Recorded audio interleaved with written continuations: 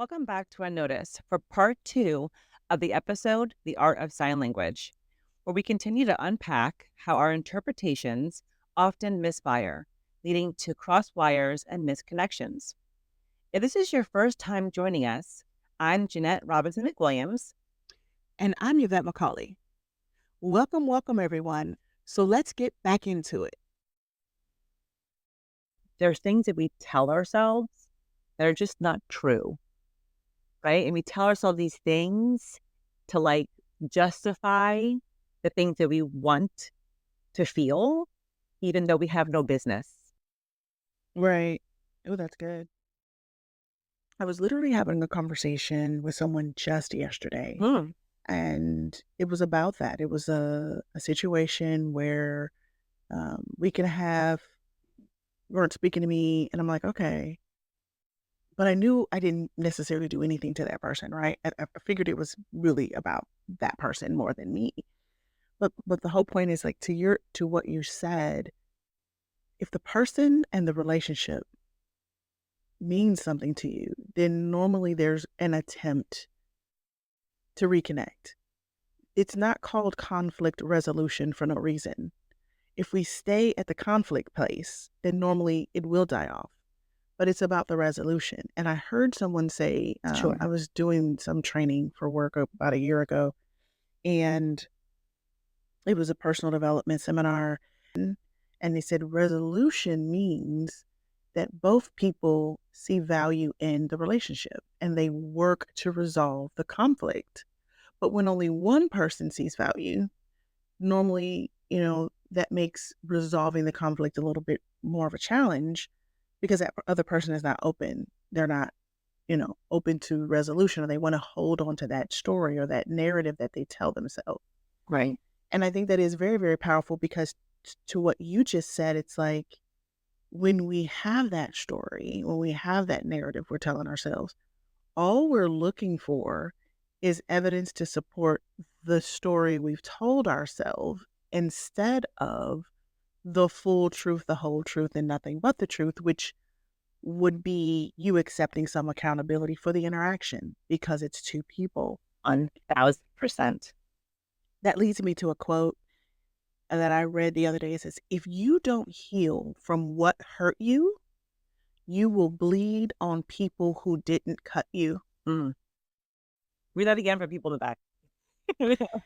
If you don't heal from what hurt you, and I guess that should say who or what hurt you will bleed on people who didn't cut you. Mm. And I think that is just so powerful because again, it's about what our priorities are. And so in the conversation, I kind of got off track, but in the conversation I was having with the person yesterday, what I said was, you were telling yourself a story.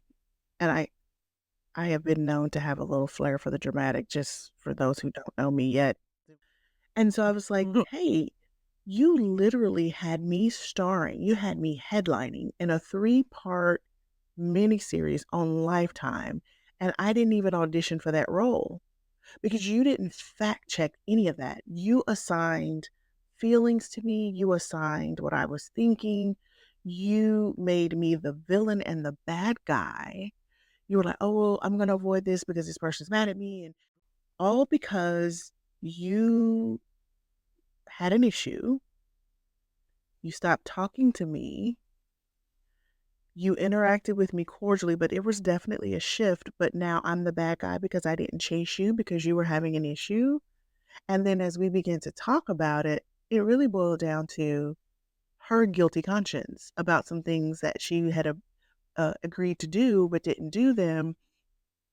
And it was more of an avoidance because if she engaged in a conversation with me, the thought was, oh, well, what if Yvette brings that up? Or what if she asks me about that? Or if it comes up in conversation? It goes back to your point again. She wasn't ready to have the conversation. She wasn't ready to deal with those things, but it really had Yeah. nothing to do with me in that particular instance. It really had a lot more Right. um, to do with her. And I just think that that's very interesting because it goes back to that filter. right? It really goes back to how are we seeing things? What are we making things about? Are we dealing with the real issue? Or are we focused on that minute thing? We're blowing it up to much bigger than it needs to be so that we really don't have to unpack, discuss, or talk about the true elephant in the room, right? Right. I think it goes back to, though, I think, we talk about perception, right, and Mm. communication, but a lot of those are like learned skills, right? And, or those things are kind of shaped through culture, through upbringing, through other relationships we've had in our past. So I do want to also just give a little bit of grace Mhm. to the opposite end of conversation, right? Because I think that I mean, like again, mentioning this girlfriend of mine, that past girlfriend, I think part of it too, I just don't think she knew what to do. I mean, maybe your case is different. There's an elephant in the room, there was something that was happening, but I think in my Right. case, it was more like she just didn't know how to help me, and she didn't know how to show up. She maybe felt like she was intruding. Maybe she felt like I don't want to like upset her more. I don't think that everybody has the skills for themselves, right? For like their self skills to know how to deal with certain things. Some people just, fold into themselves. Some people there's avoidance. And again, to your point, nothing to do with it's itself and self, you know, occurrences and, traumas maybe or whatever. But I think that a lot of people would do more if they knew how to, right? Yeah. But yeah, Agreed. What I'm hearing you say is it's not necessarily about intentionally hurting someone or mhm, willful neglect, right? It's just not knowing. We don't know. And I also think it's interesting because when when you don't know how to show up, the answer is also in that phrase. Sometimes it's just about showing up. It's just about being there. And I think it gets a little convoluted again, piggybacking on not knowing. Sometimes we respond to people in the way that we would want to someone to respond to us in that situation, correct. That part. but it's not a one size fit all, right? And so there are so many unknowns. And I love how you said this earlier as we were talking. It's not only that another person doesn't know how to show up and be there for us, but we don't know what we need. So we don't know what to ask for. We haven't been on that place in our journey before. So this experience is new. And so sometimes the only way or we can show up or the best way to show up is to just show up, is Be vulnerable. Just be to there. just be there. Yeah, to just Yeah. I think you said it earlier about reaching out, just knowing you're not alone because sometimes you just feel alone and it's like, okay, well, you know what? I'm in your canoe with you. Whatever we're doing, it's like if we're laughing, if we're crying, if we're going out to eat, if we're, going to a rage room, whatever that is, I'm with you. And sometimes that's all someone needs to know because in those moments when we feel alone, it's kind of like the famous poem Footprints in the Sand, right? It's like, Lord, where were you? I was all alone, and there's places in my life where I only see one set of footprints. You said you would never leave me or forsake me. He's like, "Yeah, about that. I was carrying you." Little flappy. Right. Right. And so showing up, sometimes the hardest thing is to show up because we think about all the other things, trying to be perfect, trying to have the right answer. Sometimes the answer is just you. Sometimes the answer is just being there. And so again, me being the quote person, and I think you pronounce this last name as Ayers. It's Aars. So this is by Allison Ayers. And this is what we're talking about. I think this is so appropriate. When you finally learn that a person's behavior has more to do with their own internal struggle than you learn grace. It's a good one. And that's what it's all about. Because again, I think it takes us back to your question. Ever wonder what you're really making things about? Am I making this about me? If I'm really there to show up for you as my friend, those moments shouldn't be anything about me. Now, oh, look what kind of great friend I am. Oh, Right. you were in need. I brought you, you just got laid off. Let me bring you a basket of food. Oh, well, let me bring you the better food. No, it's being there for your friend. They know they're not alone. And so Sure. if Just we checking can in. figure out how to genuinely remove ourselves from the equation, especially in certain times to show up for others, uh, I don't know how to say this. The word that comes to mind is above compassion is humility, because if I'm there for you, then it has nothing to do with the story I'm telling myself, right? It has nothing to do about my narrative, because my focus is on my sister and me, my loved one is in Right. friend is whatever that is. And so it's interesting. And I'll share this brief story. It's funny. I had a situation in my own family, um, and in this weird moment of loss and grief, and we had a loved one pass. It was really, really clear to me. It's about proximity of relationship, and sometimes that loved one is closer to a certain family member than others. So the ones that are more devastated, the ones that are really having a hard time in that moment, it's like this it's like this interesting shift. It's like I know very little about the body, but as I understand it, when we hurt ourselves, there are certain things that rush and red blood vessels, white blood, all things. But it's almost like you surround that person. And then it goes out from, okay, let me okay, so if you called me and I haven't, met this person in your family, but they were dear to you. So then it's like, well, let me support you as you support that person. I mean, like everyone does what they can because it's not Right. about me, but it's about they need. So everyone kind of shifts to meet that immediate need. And I'm stumbling over my words. I see it in my mind, but it's basically just that thing, right? You support those that are trying to support others. It makes sense. I'm seeing what you're saying in my mind as well. I think to your point, I like the way you said stumble. I think we ever just stumble around until we get it right for the one that we love. I think that I think it's just a matter of again just showing up, being vulnerable, being okay if your friend slams the door in your face and says, "I don't feel like seeing anyone right now," not taking it personal. I just feel like, I mean, you come out of your spaces like how you're supposed to, um, and I guess for me, I show up for others the way I would think they want me to show up for them, and take me out of the equation, right? It's not about me, not about me.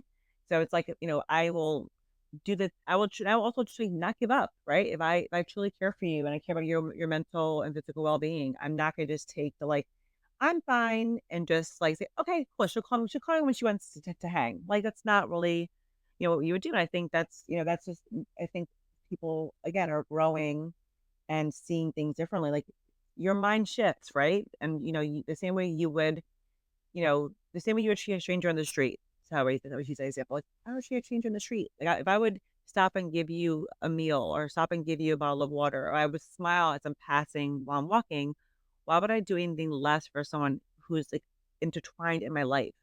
You know what I mean? Like, so yeah. So I mean, I just think a lot of the accountability, the rewriting, the subtle and not so subtle or minimizing people's feelings, it's like, just don't do it. Like, just don't it's that the old expression, Right. like, "Do unto others, you unto unto yourself." Like, how would you want someone to show up for you and just try your hardest and just do your best to do that? Yeah. And I think that's the thing. I think we clearly could talk about this for another hour or few, and we might revisit the topic in a future Sure. episode. But I Sure. think what you just said, finding the balance of not minimizing someone else's feelings. Like if that thing happened, well, it's only this. No, no, no, no. You don't know how it impacted them. And you also don't know what else they were already carrying. And that feather pushed them over the edge. And so It's Mm, finding that delicate balance to your point about not making it about you, balancing what you're carrying and not rewriting or overriding their story or their narrative or what is happening. And maybe part two of this conversation is the art of the language of listening, right? mm, Because all the signs are there. I'm looking at all the signs and I'm looking at all these emojis, right? And I know what they mean to me. I know what the cheat sheet says they mean.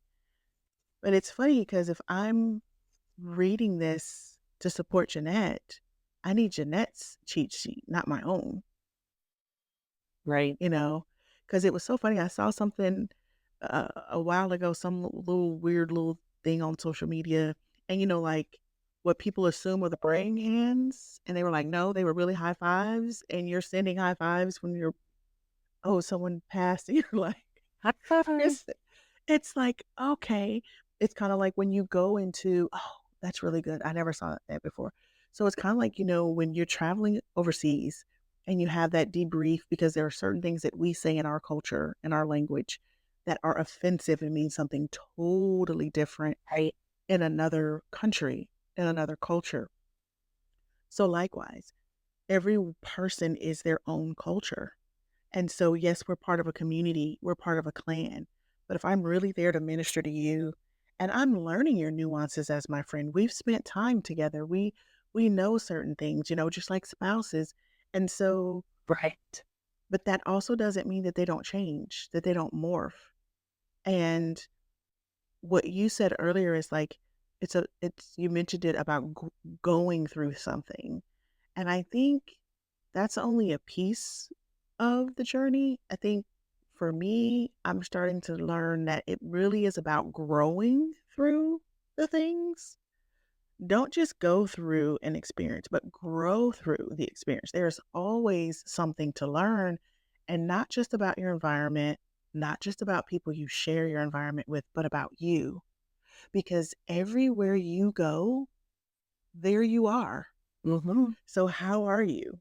Yeah. How are we showing up? And I think balancing to your point, the art of sign language, what signs are we seeing? Do we think they mean? How are we interpreting them? How are we seeing them? And are we Resharing. resharing them, reshaping them, retelling them? And so I think all of that goes back into that, you know, personal accountability. So if there's anything personal, if there's any piece of you that we bring to helping others, it's just being accountable. Because that definition, doing that thing that you agreed to do and making that thing the thing and being a friend. And I think the last little, I heard this years ago, it's like, it's amazing. We say we want to help, but when we show up to help, we also want to help the way we define help. So I'm like, "Hey, Jeanette, I'm doing X, Y, and Z. I'm painting my Yeah. walls this weekend. Could you come over and help me?" And you're like, "Yeah, sure, I'm coming." So in your mind, you got all, your old T-shirt and your, comfortable um, jogging pants, and we're over here and we're painting it. Like, I'm gonna paint, and I'm like, "Yeah, I need you to help me move this furniture, and could you tape off the windows, and could you tape around the baseboards?" And you're like, "I don't want to do that. I came. Give me my roller. Give me the brush." Right, right. But and I think that's the thing. It's like sometimes I was going to say, sometimes we don't ask enough questions, but sometimes it's not the time to ask questions. But again, it's about reading signs, what is needed. And so if you're really there to help, we have to listen and do what the help is that is needed. So it's kind of like, yeah, we're all these tools in the toolbox, right? Well, I want to be the hammer, but I don't need a hammer right now. I need a screwdriver. You know what I'm saying? So it's like Being flexible too. Being being flexible. flexible, finding out what the person really needs. And Yeah. so we want to predetermine how we help. No, I wouldn't even say like that's even like to me sounds like a setup. Like I don't think you need to predetermine. I think you have to just get there and be open. But that's my Right? point. I think a lot of people do. Right. And then Yep. there's an attitude there because it's like, oh, well, when you said help, I didn't think you meant. Right. Yeah, but that's right, but that's what I'm saying. So I would say when you predetermine it, that's assuming an expectation. You're expecting to do something. And when you Yeah. expect things, there an opportunity, huge opportunity to be disappointed. So I'm saying if you your friend, if I say, "Hey, I need help, I need help painting this room." Yeah, you're coming to help paint, but again, like hopefully you're a little bit more flexible, knowing that if you know anything about painting, there's prep that's required before the paint. Yep. So yeah, I mean, I feel like that's definitely something to consider. It's just again, it's that flexibility, it's that That's openness, it. and it's the vulnerability That's it. to yeah, it's just yeah, yeah, In many of the situations that we're talking about in the art of sign language, I think that's the blind spot.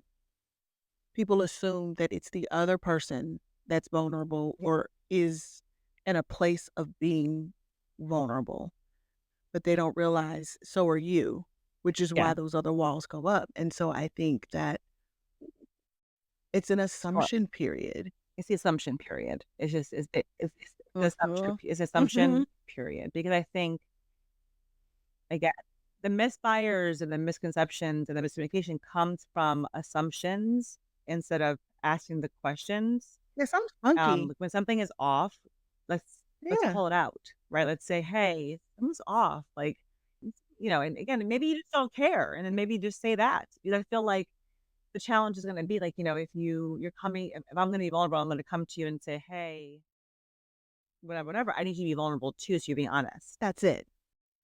Which I think, which is a great setup for our next episode.